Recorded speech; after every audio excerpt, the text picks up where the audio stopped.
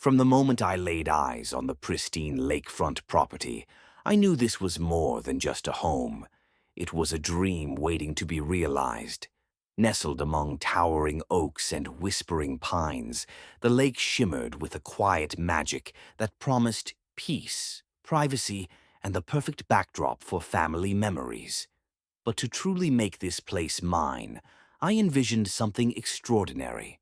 A magnificent bridge that would span a small inlet, connecting my property to a private island, a sanctuary of solitude and natural beauty.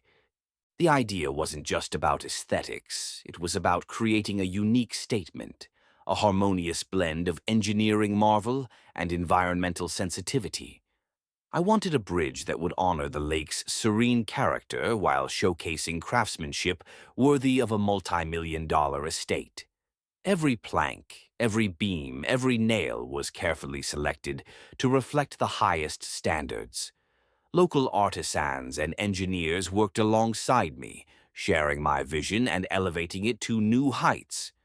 Financing the project wasn't an issue. After years of dedicated service as the police chief and prudent investments, I had the means to build something truly exceptional.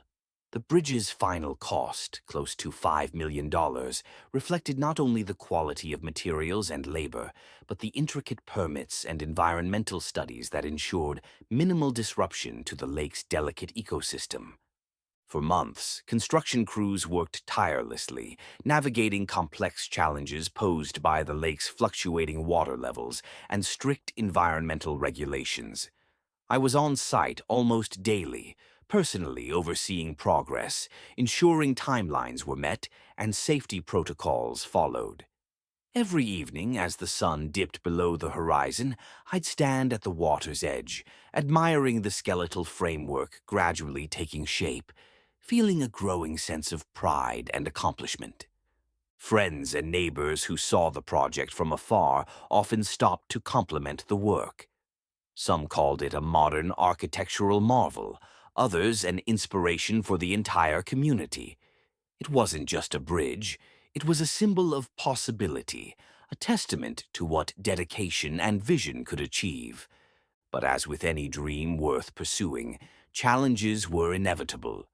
Local zoning boards demanded rigorous inspections, environmental activists monitored every move, and unexpectedly, the Homeowners Association, HOA, began to take an interest.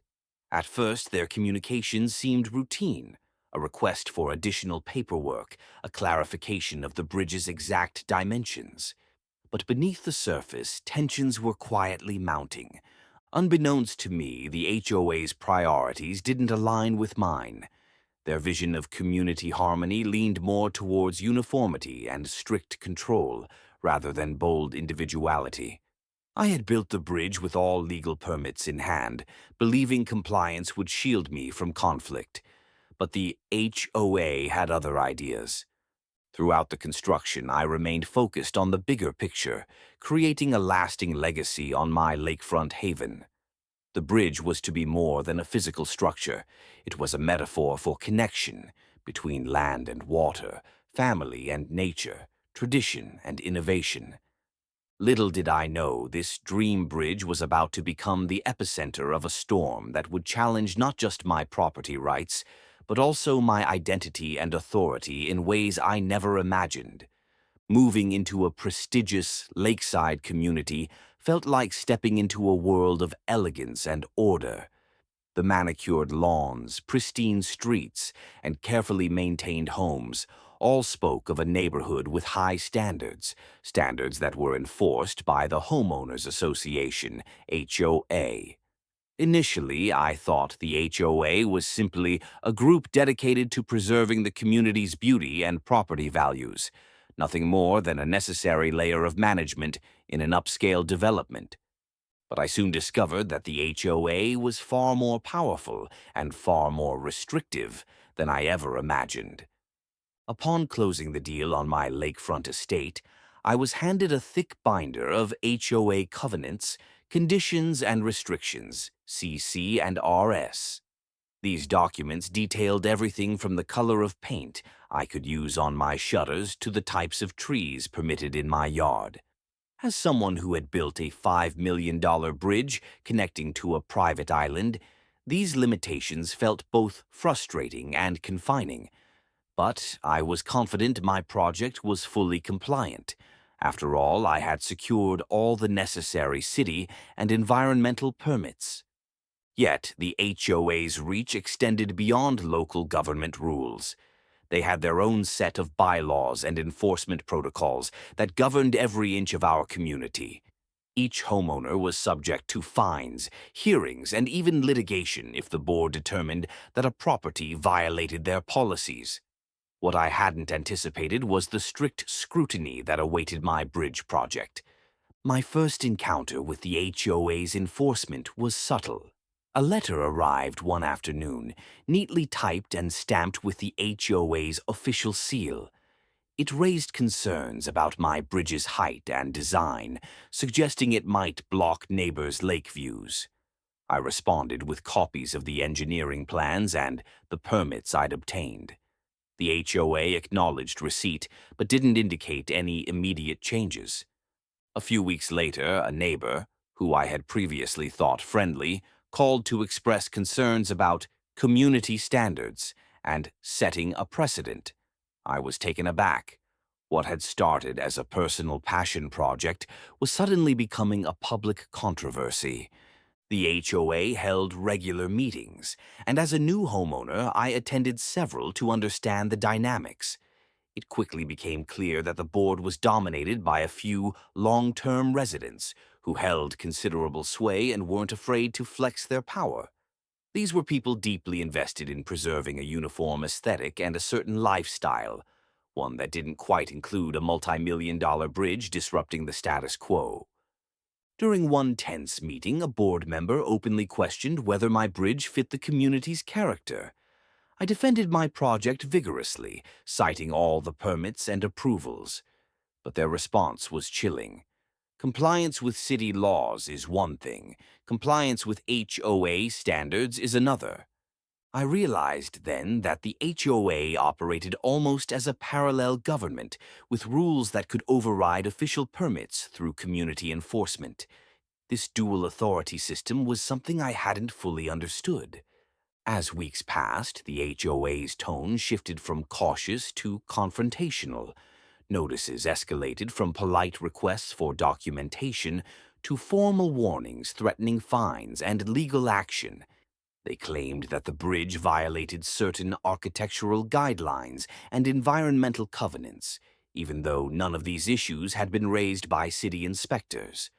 Trying to maintain good relations, I proposed a compromise: work with the HOA's architectural committee to make minor adjustments.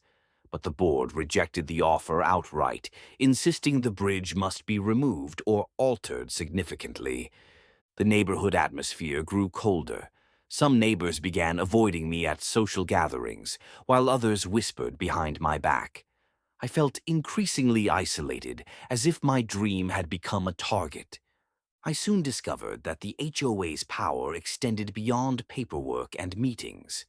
They had the ability to send contractors onto private property under the guise of community maintenance, and rumors circulated about them hiring legal firms specialized in intimidating residents. The deeper I got involved, the more I realized the HOA wasn't just enforcing rules. It was waging a campaign to assert control, to remind everyone who really held the power in this seemingly peaceful lakeside enclave. The very bridge I had built as a symbol of connection was becoming a battleground for authority and control.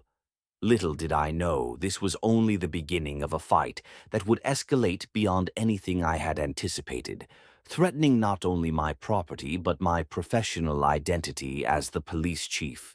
The excitement of seeing the bridge near completion was quickly overshadowed by an unexpected letter that arrived in my mailbox one morning. It was from the HOA's legal counsel, a sharply worded document that caught me completely off guard.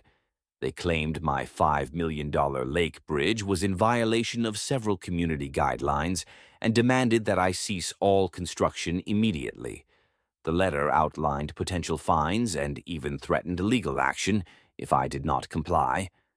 Reading the letter, I felt a rush of disbelief. I had followed every step, from securing city permits to hiring top-notch environmental consultants. I was certain my project was above reproach. This letter wasn't just an inconvenience. It felt like a direct attack on my property rights and vision. At first, I thought it was a mistake or some bureaucratic overreach that could be resolved with a simple explanation. So I contacted the HOA board and requested a meeting to clarify the issues they had raised. I was prepared to present all my documentation and engage in a constructive dialogue, but the response was evasive, and the meeting was delayed repeatedly. As days turned into weeks, the tone from the HOA grew more aggressive. Notices piled up, each one escalating the pressure. They accused me of ignoring community aesthetics, damaging the natural shoreline, and violating architectural controls, even though none of these allegations were supported by independent inspections. Neighbors who had once been cordial began to distance themselves or outright opposed me. Rumors spread that I was flaunting the rules and disrespecting the community. The bridge, which had been a symbol of innovation and beauty, was now a lightning rod for controversy. The tension crept into my personal life as well. Family gatherings were interrupted by calls from the HOA, and I found myself constantly monitoring emails and letters, unsure what new demand might arrive next. The stress was palpable, but I remained resolute. I knew I had done nothing wrong. One evening I finally met with the HOA board at their monthly meeting. The atmosphere was hostile. Board members seemed less interested in hearing my side and more focused on asserting their authority. I tried to explain that my bridge complied with all legal requirements and was designed to minimize environmental impact. But their response was dismissive. "You may have permits from the city, but this is our community," one member said sternly. "You need to understand that HOA rules govern here. We make the final decisions." That phrase haunted me. The implication was clear. The HOA wielded power that could override even government permits. It was a revelation that shook me to my core. The meeting ended without resolution, and I left feeling frustrated and powerless. Yet I refused to back down. In the weeks that followed, the HOA escalated their campaign. They began issuing fines for non-compliance, adding thousands of dollars to my already substantial expenses. They hired surveyors to inspect my property repeatedly, looking for any infraction they could use against me. More alarmingly, I learned they were discussing the possibility of forcibly removing parts of my bridge under the pretext of community safety. The thought of seeing my creation destroyed was gut-wrenching. During this period, I also started uncovering unsettling rumors about some board members' personal motivations. It seemed that my bridge threatened not only their aesthetic ideals, but also their control over the neighborhood's future. Despite the mounting pressure, I decided to double down. I retained a legal team specializing in property rights and HOA disputes. Together, we began preparing for a protracted battle. At the same time, I reached out to my colleagues in law enforcement for advice. Ironically, many of them were surprised to hear that I, serving as the police chief, was caught in such a contentious property dispute. It seemed surreal that the enforcer of the law could be undermined by a local HOA. But what happened next was even more astonishing and would change the course of this conflict dramatically. I would soon discover that my role as police chief was not as secret as I had thought, and that knowledge would become a powerful and dangerous weapon in this fight. For now, though, all I could do was brace myself. The HOA's warning letters were only the first salvo in what was rapidly becoming a war over my property, my principles, and my identity. It was a quiet Tuesday morning when I arrived at my lakefront property, ready to review the latest construction progress on my bridge. The dawn mist was lifting, and the sun began to cast golden hues across the still waters. But the peaceful scene I'd expected was shattered as soon as I stepped onto the shoreline. The bridge was gone, literally destroyed. What remained were jagged splinters of wood scattered across the inlet, twisted metal supports bent out of shape, and concrete pillars cracked and crumbled. It looked as if a storm of unprecedented fury had rolled through the night, but there had been no storm. As I stood there, stunned and horrified, I couldn't believe my eyes. Months of meticulous planning, tens of millions in investment, and countless hours of labor had been reduced to rubble overnight. The bridge, my dream brought to life, had been brutally torn apart. I immediately called my legal team and security personnel to the site. We documented every detail, took photos, and secured the perimeter. But no one had witnessed the destruction, and there were no signs of forced entry or common vandalism. This was a calculated act. The HOA board soon issued a statement, an ambiguous apology disguised as a community safety measure. They claimed the bridge was unsafe and violated HOA guidelines, justifying their decision to dismantle it. Yet, they never informed me beforehand, never served any official notice, nor gave me the opportunity to respond. I was furious. This was not just a violation of property rights, it was outright destruction of private property, carried out under the authority of an organization that had no legal right to act unilaterally. It felt like an act of war against me personally. I reached out to the local police department to report the destruction and request a formal investigation. As police chief, I had access to resources, but this case was unusual. The perpetrator was essentially the HOA, a quasi-governmental entity with ambiguous authority. How could law enforcement intervene without appearing to undermine a community organization? Meanwhile, the neighbors were divided. Some expressed sympathy, condemning the HOA's heavy-handed tactics. Others supported the board, claiming I had flaunted the community's values and ignored their concerns. The controversy was spiraling into a full-blown neighborhood feud. The media caught wind of the incident. Local reporters descended on the scene, eager to tell the story of the police chief whose multi-million-dollar bridge was demolished overnight by the HOA. Headlines splashed the tale across newspapers and online forums, stirring public interest and debate. The public's reaction was mixed. Many saw the HOA's actions as a gross overreach, an example of local bullies abusing power. Others sympathized with the HOA's desire to preserve community standards, framing the bridge as a symbol of privilege, disrupting the neighborhood's harmony. Amid the chaos, I faced another challenge, managing the emotional toll. The bridge was more than just a structure. It was a symbol of hope, progress, and personal achievement. Seeing it destroyed overnight was heartbreaking. The sense of violation was profound. I realized that this wasn't just about a bridge anymore. It was about standing up to an unjust system, about fighting for property rights and fairness, and it was about uncovering the truth behind the HOA's motives. In the days that followed, I began digging deeper into the HOA's actions. I requested records, communications, and contracts related to the demolition. What I found was alarming: secret meetings, unsigned orders, and attempts to cover up the extent of their involvement. Simultaneously, I prepared for the legal battle ahead. My team filed an injunction against further destruction and sought compensation for damages. But I knew this fight wouldn't be easy or quick. And then the biggest revelation came, something that shifted the entire landscape of the dispute. Unbeknownst to the HOA and many in the neighborhood, my position as police chief gave me unique insight and influence. I hadn't told many people about my official role. It was my personal security and professional identity, separate from my life as a property owner. But now that identity would become a crucial factor in the escalating conflict.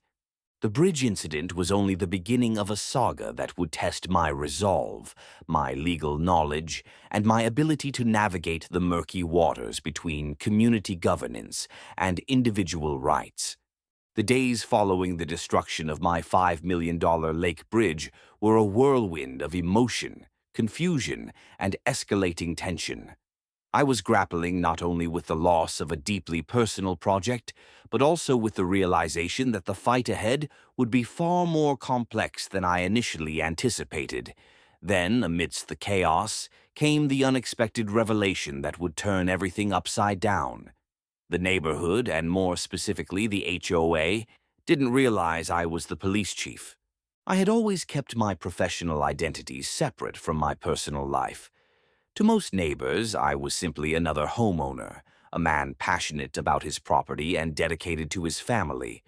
My role as the city's top law enforcement officer was a detail I shared selectively, preferring to keep work and home distinct, especially in a community as politically charged as this one. But in the wake of the bridge incident, rumors began to swirl. Some residents had heard whispers, others pieced together clues. And soon enough, the news spread that the man whose property had been destroyed was none other than the police chief himself. The revelation sent shockwaves through the community. Suddenly, the tables were turned. The HOA board, which had been emboldened by what they perceived as their authority over me, found themselves in a precarious position. Their actions against a law enforcement leader raised serious questions, not only about the legality of their moves, but also about the wisdom of antagonizing someone with my background. I remember the moment I realized the impact of this discovery. At a meeting called by the HOA, tension was palpable. Board members exchanged nervous glances, their previously aggressive tone replaced by caution and guardedness. For the first time, the power dynamics shifted. They were no longer dealing with a private citizen, but with the chief of police, a figure with influence beyond the confines of the neighborhood. Still, I was careful not to use my position as a weapon. My goal wasn't to intimidate or retaliate, but to seek justice and restore what had been wrongfully taken from me. However, I understood that my dual identity gave me leverage, a responsibility, really, to uphold the law impartially, even when that law was being challenged in my own backyard. With this newfound awareness, I doubled down on my efforts. I coordinated with my legal team to ensure every step we took was grounded in the law. I also engaged with city officials to raise awareness of the HOA's overreach, seeking allies who could help hold the association accountable. The public reaction was intense. Media outlets, previously interested in the story as a property dispute, now treated it as a matter of principle: law enforcement versus local governance overreach. Editorials debated the implications, and social media buzzed with opinions. Some hailed me as a defender of justice. Others criticized me for allegedly leveraging my status to influence the situation. Amid this scrutiny, I faced personal challenges. Some colleagues warned me to tread carefully, mindful of conflicts of interest and the perception of bias. Balancing my role as police chief with my fight against the HOA required diplomacy and transparency. I had to ensure that the investigation into the bridge's destruction was conducted fairly, without interference. Meanwhile, the HOA board tried to regroup. Their initial aggression gave way to more subtle tactics, attempts to negotiate quietly, appeals to community spirit, and offers of compromise that felt more like attempts to diffuse the growing backlash than genuine resolutions. But I wasn't interested in half measures. The bridge was more than a structure. It was a symbol of my vision, my values, and my rights. Letting the HOA's actions go unchecked would set a dangerous precedent for all homeowners in the community. One of the most surreal moments came when an old friend and fellow officer joked, "So, the HOA didn't realize who they were messing with?" That's got to sting. There was truth in the humor, but also a sobering reality. Power and respect often hinge on awareness and identity. Had they known from the start, perhaps this conflict could have been avoided, or at least handled differently. In the days and weeks that followed, I leveraged my position not to threaten, but to mediate. I called for independent arbitration involving third-party experts in property law and community governance. My aim was to bring clarity and fairness to a situation muddied by emotion and power struggles. Yet the revelation of my identity as police chief was a double-edged sword. It brought attention and authority, yes, but also scrutiny and expectation. I was no longer just a property owner fighting the HOA. I was a public figure whose actions would be judged through a wider lens. As the community adjusted to this new reality, I prepared for the next phase of the battle. Armed with legal counsel, public support, and my own unwavering commitment, I was ready to challenge the HOA's overreach head-on. The stakes were higher than ever, not just for me, but for every homeowner who valued their rights and autonomy.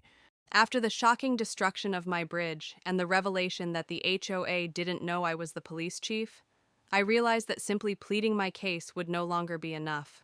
This had escalated into a full-blown legal conflict, a battle not just over a structure, but over fundamental property rights, authority, and justice. The first step was to assemble a team that could match the complexity of the situation.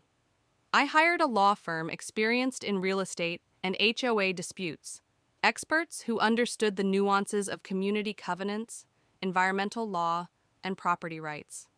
They quickly dove into the voluminous paperwork: permits, HOA bylaws, construction contracts, city ordinances, and the correspondence between me and the HOA. As we prepared our case, it became clear how aggressive and, frankly, reckless the HOA had been. Their unilateral decision to dismantle my bridge without notice or due process was a gross overstep, bordering on illegal trespass and property destruction. Their claims about safety and compliance were dubious at best, lacking any credible engineering assessments or formal hearings. I was ready to fight, but this was more than a legal struggle. It was a battle to reclaim control over my own property and to protect the rights of all homeowners in the community. The HOA, however, was not going down quietly. They hired a high-powered defense team known for intimidating opponents and burying them in legal fees and delays. Their tactics quickly became clear: wear me down financially and emotionally until I gave up. They contested every filing, requested endless extensions, and even attempted to discredit me personally. Throughout this process, I had to remind myself why I was fighting. It wasn't about revenge, it was about setting a precedent. If the HOA could destroy a multi-million-dollar asset without consequence, what protections did any homeowner truly have? I wasn't just fighting for my bridge, I was fighting for fairness and transparency in the community.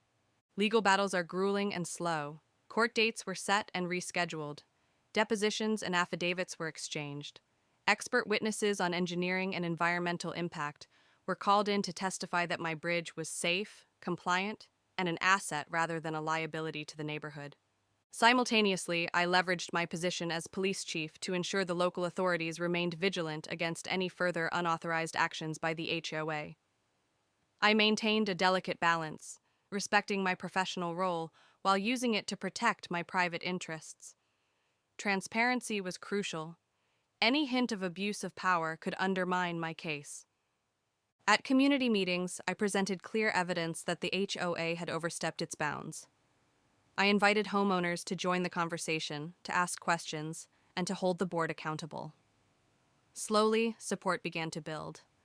Some neighbors admitted they had been misled or intimidated by the board's tactics, and they started demanding reforms.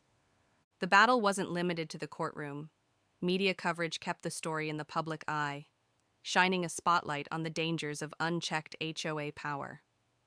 Editorials called for legislative oversight of such associations, and advocacy groups offered support for homeowners facing similar situations. Despite the mounting pressure, the HOA remained defiant. They doubled down on their narrative, portraying me as a troublemaker, disrupting community harmony. But their credibility was eroding fast. One of the most challenging aspects was dealing with the emotional toll. The stress of legal fees, public scrutiny, and personal attacks weighed heavily. Yet, I found strength in the knowledge that standing up against injustice, even when it's uncomfortable and difficult, is the right path. Throughout it all, my team and I pursued settlement talks intermittently, but only on terms that respected my rights and compensated for the destruction. The HOA wanted to avoid a public trial that could expose their misdeeds, but I refused to settle for less than what was fair. Eventually, the case reached a critical juncture.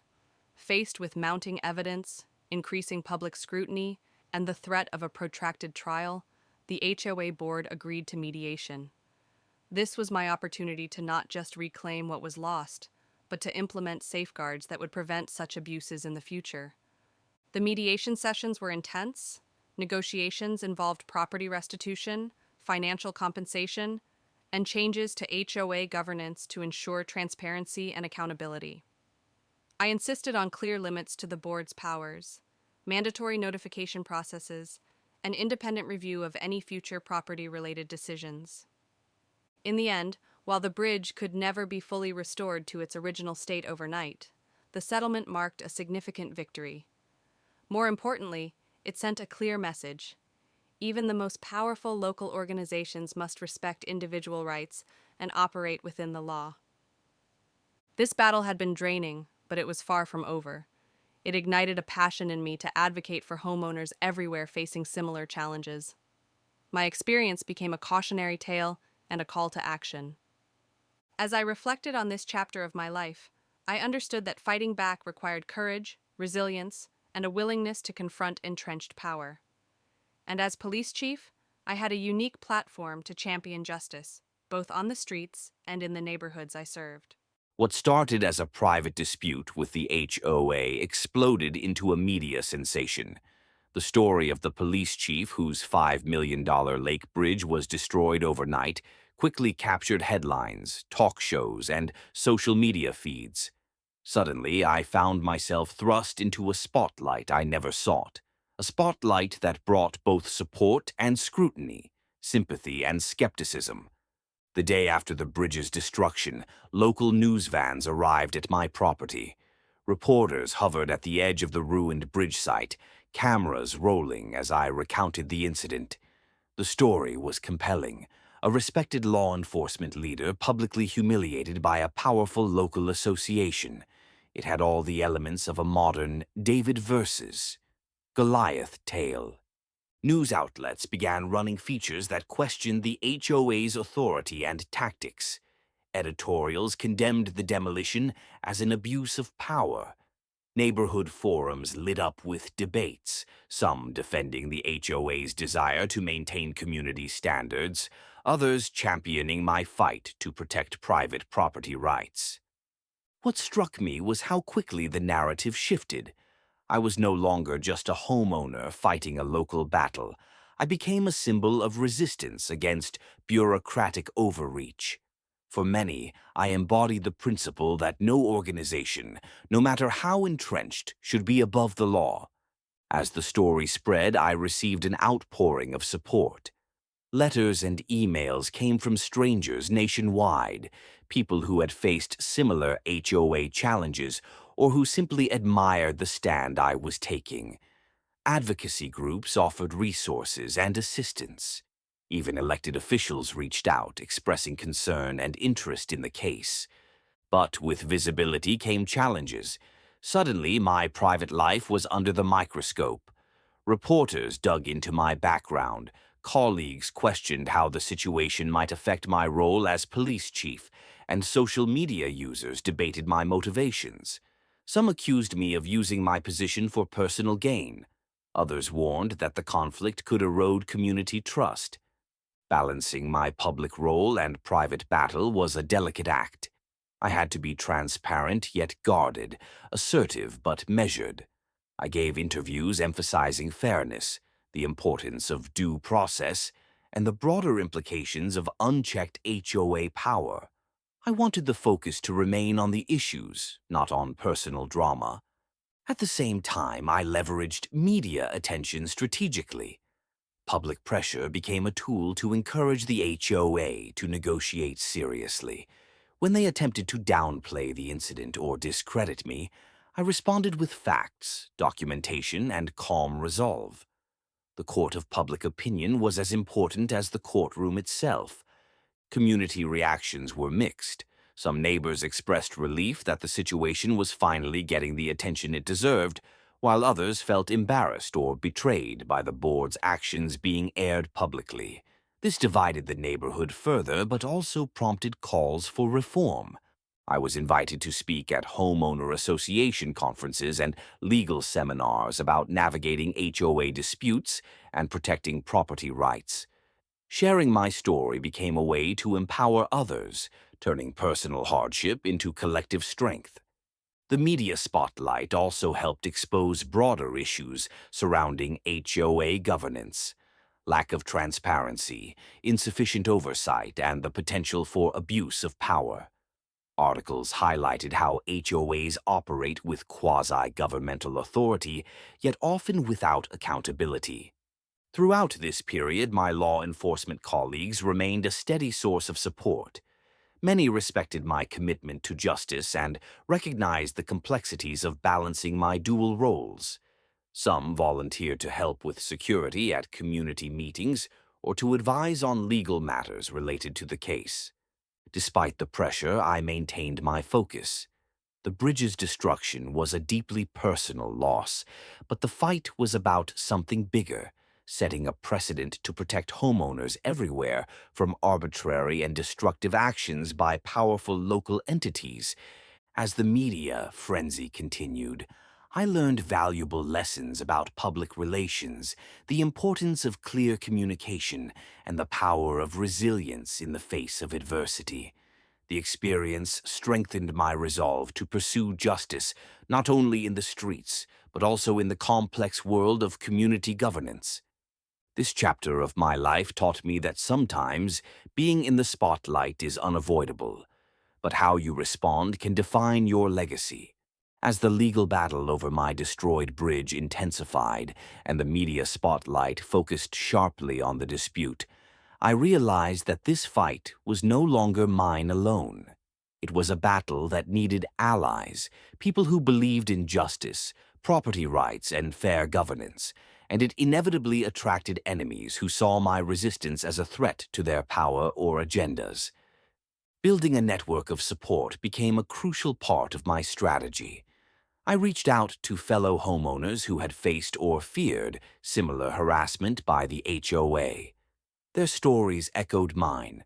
Secretive meetings, punitive fines, arbitrary rules, and fear of retaliation. There was a growing sense of frustration and disenfranchisement among residents who felt powerless against the board.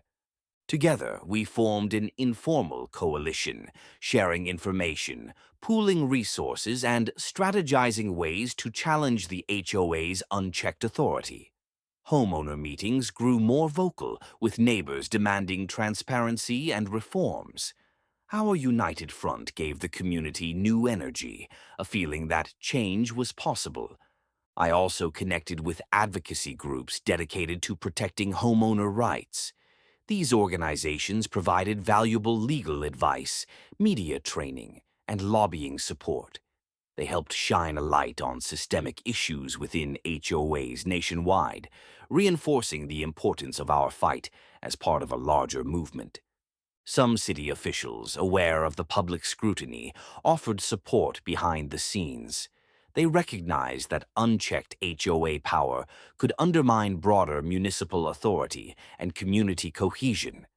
These alliances were subtle but important, providing additional pressure on the HOA to engage in good faith negotiations. However, building support also revealed the depth of opposition I faced. The HOA board, feeling cornered, ramped up their resistance. Some members launched personal attacks against me, attempting to paint me as arrogant or abusing my position. Anonymous letters circulated with false accusations, trying to discredit my reputation in the community. The hostility wasn't limited to words. I encountered cold shoulders from neighbors loyal to the board, who viewed my defiance as a betrayal. Social events became tense, casual greetings turned into avoidance. Even family members and friends who wanted to remain neutral felt caught in the crossfire. Within the HOA itself, power struggles emerged. Some board members expressed doubts about the aggressive tactics, fearing legal repercussions and public backlash. Yet, the more entrenched faction was determined to maintain control at any cost. This internal discord added complexity to the negotiations, but also revealed opportunities for reform-minded allies to emerge. The polarization in the community was palpable. I often thought about the irony. A neighborhood meant to be a peaceful haven was now divided and fraught with tension. Yet, I believed that through honest dialogue and collective action, healing and progress were possible. Throughout this turbulent time, my role as police chief gave me unique insights into conflict resolution and negotiation. I applied these skills to mediate discussions, calm heated exchanges, and encourage respectful debate. I emphasized that, despite our differences, we all shared a common interest in preserving the community's well-being. One of the most encouraging developments was the emergence of unexpected allies. Some board members, initially hostile, began to question the wisdom of their approach. Others in the neighborhood stepped forward to advocate for balanced governance, pushing for reforms that would protect both the community's character and individual property rights. These alliances were fragile but promising. They demonstrated that change often requires bridging divides and finding common ground, even with those once considered adversaries. The struggle also reinforced the importance of transparency and accountability. I pushed for open meetings, clear communication, and independent oversight mechanisms. These measures, I believed, would prevent future abuses and restore trust between the HOA and residents. Facing opposition was exhausting, but it also strengthened my resolve. I learned that in any fight for justice, courage is essential, but so is patience, empathy, and the willingness to listen. As the legal and political battles raged on, I found comfort in knowing I was not alone. Together with my allies, I was turning a personal tragedy into a catalyst for community empowerment and systemic change. This chapter taught me that every struggle has its champions and challengers, and that the path to justice is rarely straight, but always worth walking. The months of legal wrangling, community division, and public scrutiny finally culminated in a turning point, a moment when the scales of justice began to tip in my favor. After endless filings, hearings, and negotiations, the court delivered a ruling that not only validated my claim, but also challenged the unchecked authority of the HOA. From the outset, the legal battle was daunting. The HOA board wielded significant resources and influence, and their lawyers exploited every procedural loophole to delay and frustrate the process. The strategy was clear: exhaust me financially and emotionally until I abandoned the fight. But I was determined, armed with a team of dedicated attorneys and an unwavering belief in the righteousness of my cause. The court hearings became a battleground of evidence and testimony. My legal team presented detailed engineering reports demonstrating the safety and compliance of the bridge. We showcased communications proving the HOA's failure to provide proper notice or opportunity for dispute resolution. Expert witnesses testified about the breach of property rights and the financial and emotional damage I had suffered. The HOA's defense faltered under scrutiny. Their claims about safety concerns were undermined by lack of credible inspections. Their authority to demolish the bridge without due process was contradicted by state laws governing homeowners associations. The judge's questions during hearings revealed skepticism toward the HOA's justification. The community watched closely as the case unfolded. Media coverage intensified, highlighting the significance of the ruling, not just for me but for homeowners everywhere who feared arbitrary HOA power. The pressure on the board grew as public opinion shifted decisively. Finally, the court issued its decision. The HOA's actions were illegal and constituted an unlawful trespass and destruction of private property. The judgment ordered the HOA to pay substantial damages to cover the cost of rebuilding the bridge and compensate for the losses incurred. More importantly, the ruling mandated reforms to the HOA's governance practices, including clear protocols for notifying homeowners and obtaining consent before taking any action affecting property. The moment the verdict was read, a wave of relief and vindication washed over me. The months of hardship, stress, and uncertainty culminated in justice. The bridge's destruction was acknowledged as wrongful, and the HOA's overreach was publicly condemned. But this victory was more than personal. It sent a powerful message across the community and beyond. No association, no matter how powerful, is above the law. Property rights and due process must be respected, and abuses of power will be held accountable. Following the ruling, the HOA board faced significant changes. Several members resigned amid the backlash, and new leadership was elected, committed to transparency and reform. The association agreed to work collaboratively with homeowners, recognizing that trust and mutual respect were essential for community well-being. Rebuilding the bridge was both a practical and symbolic project. It represented restoration, not only of a physical structure but of faith in justice and community. As construction began, neighbors came together to support the effort, many offering assistance or simply sharing in the optimism of renewal. The experience profoundly changed my perspective. I realized that standing up against injustice, even when daunting, can lead to meaningful change. The legal system, though slow and challenging, ultimately provided a pathway to right wrongs and protect rights. I also recognized the importance of vigilance. The HOA's overreach was a cautionary tale about the dangers of complacency in governance and the need for continual oversight and community engagement.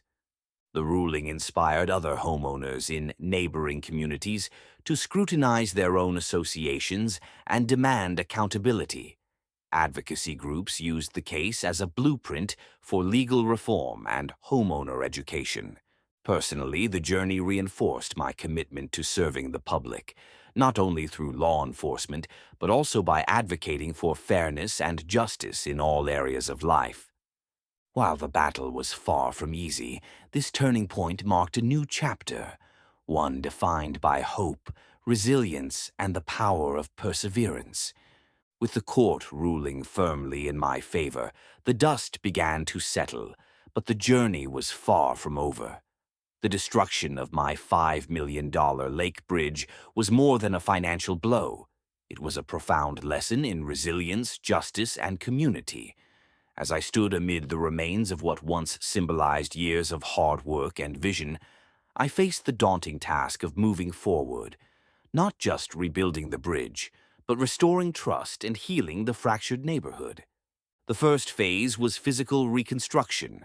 Architects and engineers collaborated to design a bridge not only structurally sound but also enhanced with modern features to prevent future conflicts. Clear signage, safety reinforcements, and compliance documentation carefully filed and accessible. I was determined that the new bridge would stand as a testament to transparency and cooperation, symbols of a new era for our community. The rebuilding process was challenging, but it was also a source of unexpected unity. Neighbors, many of whom had felt alienated during the HOA conflict, offered their support, whether by volunteering time, sharing expertise, or simply expressing goodwill. This collective effort reminded me that despite past divisions, community bonds could be rekindled when common goals emerge. Beyond the physical, the experience profoundly changed my approach to leadership and community involvement. I had always valued justice and fairness in my role as police chief, but this battle highlighted the necessity of proactive engagement, open dialogue, and advocacy beyond the badge. Protecting citizens extends into every aspect of their lives, including their homes and neighborhoods. One of the most important lessons was about vigilance. The HOA's initial disregard for due process and property rights was a stark reminder that power, when unchecked, can easily be abused. It reinforced the need for transparent governance structures, active participation by homeowners, and robust legal protections.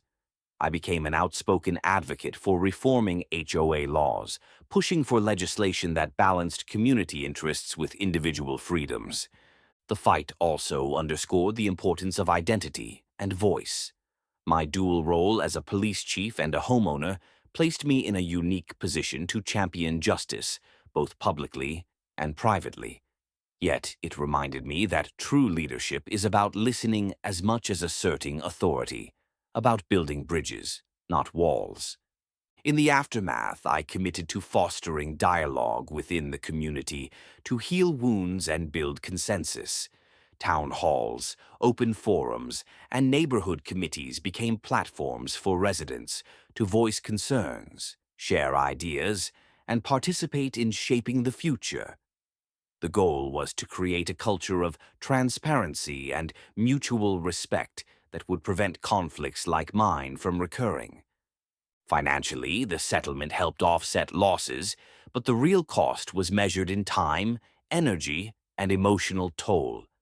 Recognizing this, I prioritized self-care and family support, understanding that resilience also comes from balance and personal well-being.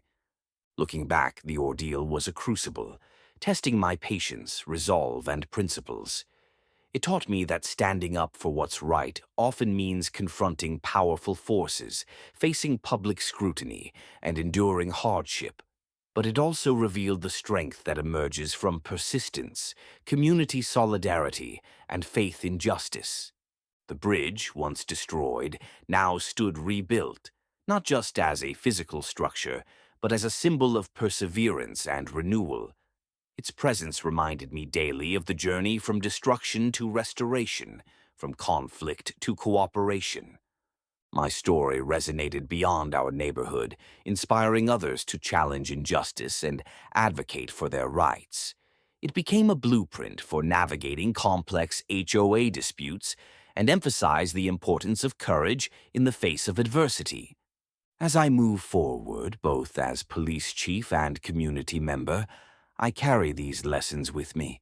The road to rebuilding is ongoing, marked by continued vigilance, dialogue, and commitment to fairness. But I am hopeful that our community, strengthened by trial, will emerge more united, resilient, and just. Ultimately, this journey reaffirmed a fundamental truth. While structures can be destroyed, principles endure, and with them, the power to rebuild better than before.